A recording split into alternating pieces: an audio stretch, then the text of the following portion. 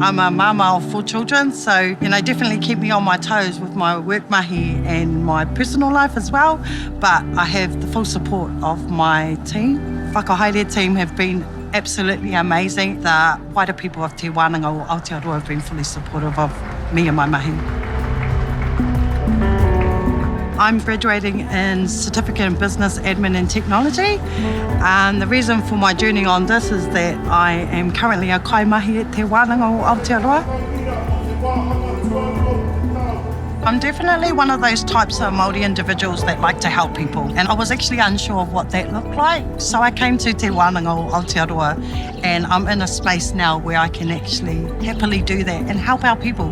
Not just our own people, Māori people, Pacifica, Polynesian, help them see that we all have gifts. We all have something to offer this world. We need to just get in there and do it.